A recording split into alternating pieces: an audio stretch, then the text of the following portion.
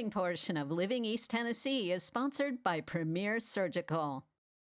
Well, September is PAD Awareness Month, and it impacts as many as 12 million Americans. However, it's not easy for everyone to realize they have it, and Dr. Kropilak is here from Premier Surgical to share more about the disease. Welcome to the show. Thank you for having me. Absolutely. So tell us what PAD is. So PAD is an acronym that stands for Peripheral Arterial Disease, and it's a chronic occlusive disease of the arteries and the extremities, most commonly the legs.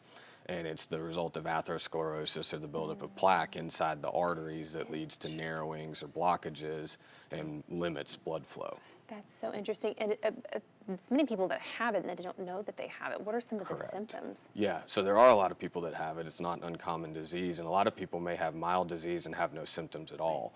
But as it progresses, the earliest symptoms are usually pain in the legs with walking, which is described as like a cramping pain in the calf that limits them from walking further.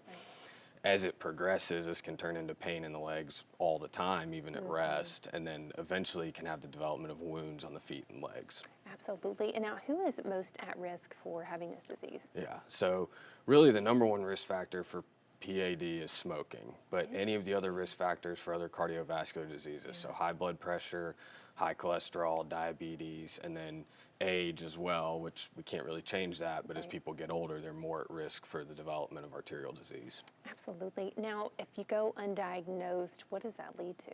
Yeah, so our main goal in treating peripheral arterial disease is preventing limb loss. So if you go undiagnosed and it progresses long enough, people are at risk for amputations. But in addition, PAD, vascular disease is oftentimes systemic, so if you have disease in the arteries of your legs, you can have it elsewhere. So it is a marker for increased risk of things like heart attack, stroke, and death. So we're also trying to treat that as well. Absolutely. Now, if you're diagnosed with PAD, what are some of those normal treatments for you guys to do? So fortunately, there's been a lot of advancement in the treatment of peripheral arterial disease, especially recently, where now we have minimally invasive procedures that we can do, endovascular therapy from inside the arteries, which allows us to do these procedures percutaneously without needing a knife or open surgery, and use things like balloons or stents to make arteries open again and restore blood flow. But in some severe disease patterns, some people are better suited for open surgery, which typically involves a bypass of the arteries in the legs. Wow.